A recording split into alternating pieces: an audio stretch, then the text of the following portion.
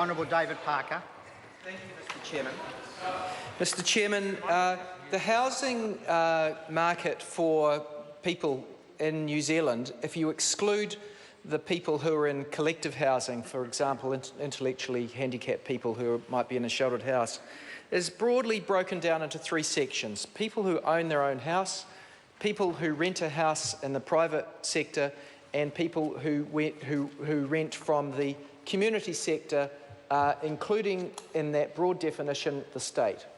Mr Chairman, it's clear that we've got problems in all parts of that at the moment in New Zealand, every sector. We've got overpriced housing in some of our markets. We've got increasing concentrations of wealth, meaning that we've got more people owning a lot of houses and a fewer number of New Zealanders being able to own their own homes. So we've got problems that are so entrenched now that we've got the lowest rates of private home ownership since the 1950s. So we've got problems in that part. In the private sector, I think as a country, in the rental sector, we've rested on our laurels in that we had a relatively young housing stock. When I was a kid, the houses that were in the private rental stock, most of them were no more than 50 years old. There wasn't much of a need to regulate for a minimum standard.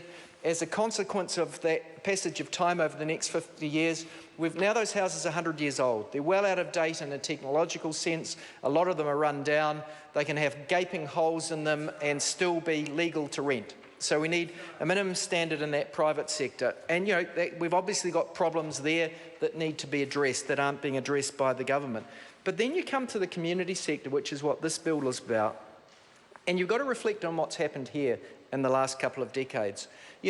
What happened the last time the national government was in power is they sold down that capital stock by 13,000 houses, and they left fewer state houses at the end of their 9 years in government. The last Labor government built some more.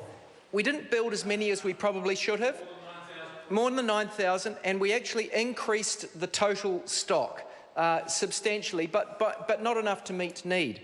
The current government is selling it down again. They are reducing the number of state houses. Now, there are a number of reasons why this is, in my opinion, wrong. The first one is an intergenerational one. This government takes the assets that have been built up by generations of New Zealanders and then sells them for the benefit of that one government. They've run down the number of state houses in the 1990s, and what did they do with the money? They spend it on something else so as to keep themselves in power and fund things like tax cuts. What are they doing this time? Actually something similar. Despite the fact that we've got unprecedented housing need at the moment, the government's been taking dividends out of Housing New Zealand, and in respect of the houses that they're selling, they're not replacing them with other houses that are owned by the government, they're renting houses. So the stock of houses that are under the control of Housing New Zealand is now no longer owned by Housing New Zealand. Often they're renting them. Now, members of this House get approaches from people in the community very frequently who are in need. What have they done in order to suppress the ability of MPs to deal with that need? Do you know that MPs now can't deal with Housing New Zealand? The doors are shut. We cannot deal with it. We have the most sad cases coming to us. We have people who are living in cars. We have people who have exited abusive relationships and have got no income.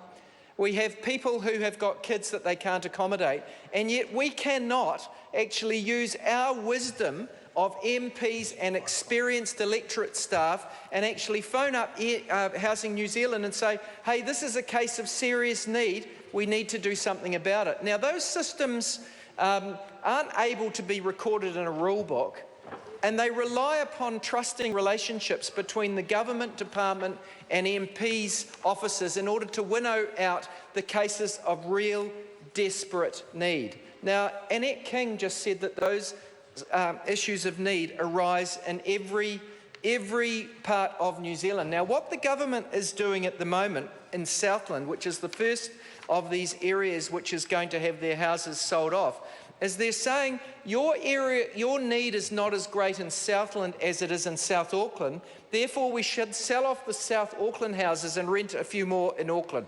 That's essentially what's happening there. Now, that is because the baseline for eligibility for a Housing New Zealand house has become so deprived that most of those who are at that extreme level of deprivation do actually live in South Auckland.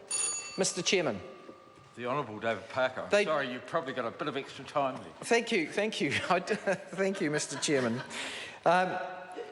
So by weight of numbers, they do exist in Auckland. But the answer to that is to do more in Auckland, not to do less in Invercargill, because there is a social need in Invercargill for social housing. While I'm on my feet, Mr. Speaker, I want to respond to one of the issues that's often raised by the National Party, which is to say that the state of some state houses is inadequate. Well, that's true. There will always be more maintenance need to be done. It does gall me when I hear the National Party claim credit for the work that's been done on retrofitting insulation in respect of a lot of Housing New Zealand houses. It's true, that has happened during the course of the last 6 or 7 years. But in truth, it was done because Jeanette Fitzsimons promoted that as a budget bid for the Green Party when the Labour Party was in power, and I was involved in this. And Jeanette Fitzsimons did that very wisely because she knew that until the government put their own housing stock in order, the government would not be willing to regulate for a minimum standard for every rental house.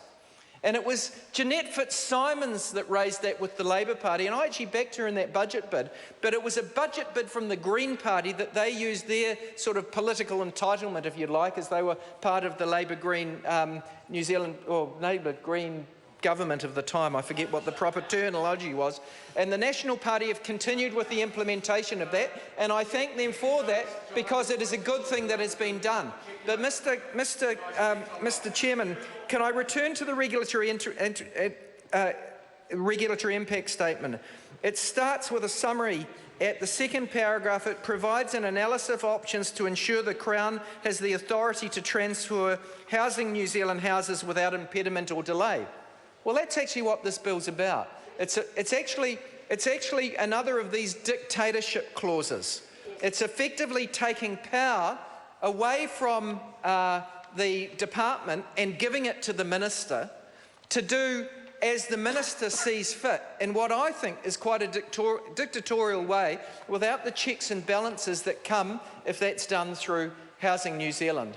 Mr. Speaker, I think for all of those reasons this is wrong. Can I also say so that there are these unfairnesses between regions, because the regions are going to get less out of this. There's unfairness between generations, because what has been built up over many generations is just being squandered by this government inside a 3-year period, and it doesn't, in my opinion, do anything substantial to meet this always present need in society to be able to house your most vulnerable people in social housing that has long-term tenure. And I think the government should be owning those houses rather than just leasing them.